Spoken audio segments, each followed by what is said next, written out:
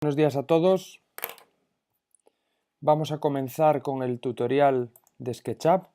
En primer lugar abrimos el programa y nos encontramos ante una ventana como esta, es una ventana de presentación, que incluso aquí abajo podemos determinar que no vuelva a aparecer, pero bueno, en general nos aparecerá esta ventana en donde seleccionaremos qué plantilla vamos a utilizar para representar nuestros modelos. Aquí podemos ver cómo la plantilla predefinida se llama impresión en 3D milímetros. De esta manera, pues todas las medidas por defecto aparecerán en milímetros, pero bueno, tenemos otras muchas plantillas con órdenes de magnitud diferente y por tanto están más asociadas a realizar modelos tridimensionales que no vayan a una impresora 3D, sino que puedan ir pues, a otro tipo de trabajos. La plantilla de impresión en 3D milímetros, si no está marcada como plantilla predefinida, está la última del todo el menú. Y una vez seleccionada vamos a empezar a utilizar SketchUp. Esta es la pantalla inicial de SketchUp. Las barras de herramientas depende un poco de la versión, si es de Windows o es de Mac, el cómo sacarlas. Pero bueno, en general tenemos las herramientas aquí arriba y luego posteriormente ya veremos cómo sacar nuevas herramientas. Entonces, bueno, me encuentro con esta ventana y ¿qué puedo hacer yo en esta ventana? Tengo dos herramientas clave llamadas orbitar y desplazar, que son importantes porque son las que me permiten moverme a lo largo del espacio tridimensional. Digamos que como todo movimiento puede basarse en una traslación y una rotación, la herramienta desplazar se ocupa de las traslaciones y la herramienta orbitar de las rotaciones. De esta manera, combinando ambas herramientas, seremos capaces de ver la figura desde cualquier punto de vista. Si nos queremos acercar o alejar, utilizaremos la herramienta zoom o utilizaremos directamente la rueda del ratón. Si lo presionamos, por defecto se va a la herramienta orbitar, pero si en vez de apretarla avanzamos o retrocedemos, es la herramienta zoom. Como consejo para navegar y para ver la pieza, dejaría seleccionada la herramienta desplazar, con el clic izquierdo me desplazo, con la rueda me acerco o me alejo y si aprieto puedo orbitar. De esta manera no tengo que estar cambiando de herramientas para ver mi pieza desde diferentes perspectivas. Vale, primera herramienta de trabajo, estas serán herramientas de navegación. Primera herramienta de trabajo, tengo la herramienta seleccionar y para comenzar vamos a pinchar y arrastrar seleccionando el prisma que viene por defecto y lo vamos a eliminar dando directamente a la tecla borrar. Y ahora vamos a empezar a generar modelos, nuestros propios modelos. En la paleta de herramientas vemos una que tiene un rectángulo y cuyo nombre es la herramienta rectángulo y la seleccionamos. Entonces nos aparece un lápiz y lo que quiero marcar es el origen de una de las esquinas del rectángulo. Entonces voy a coger en los tres ejes tridimensionales, aquí vemos el eje rojo, el eje verde y el eje azul, corresponden a los ejes X y Z.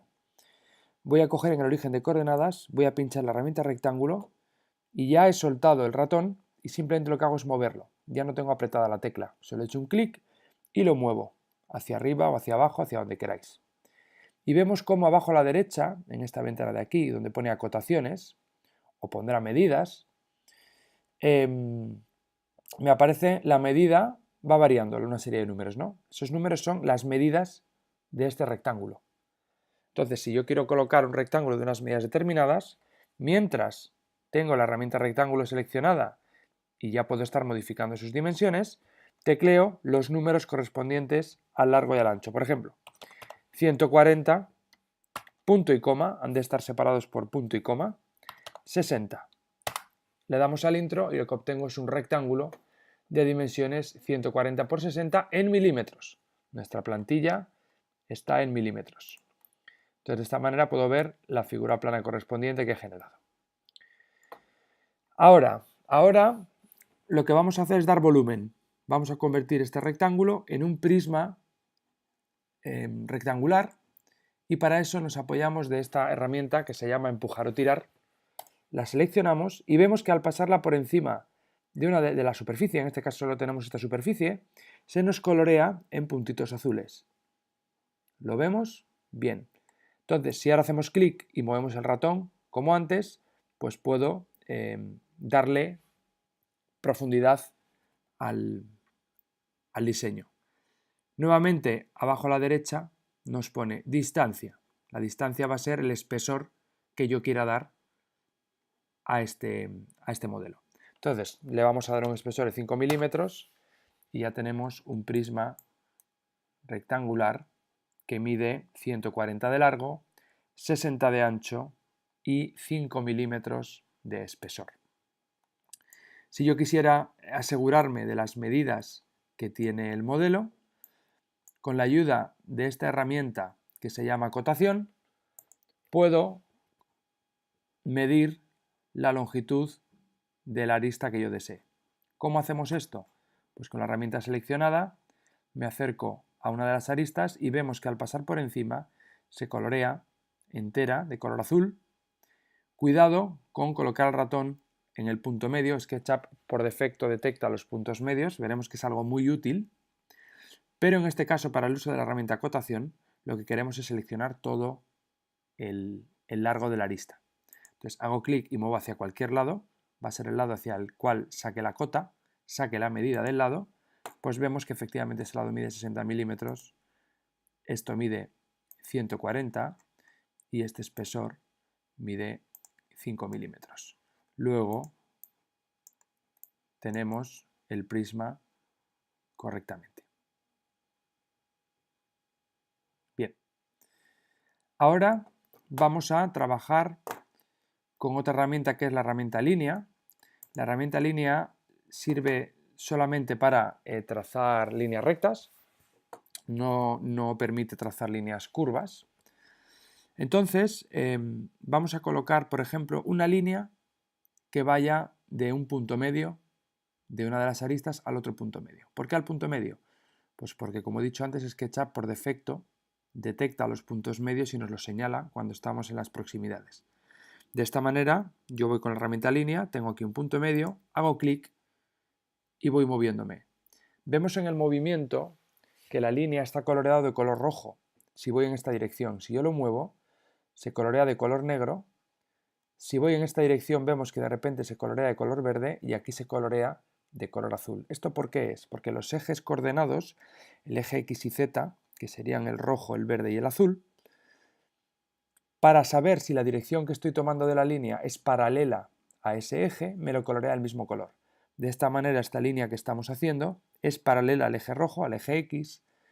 Esta línea sería una paralela al eje verde y esta línea una paralela al eje azul, al eje Z.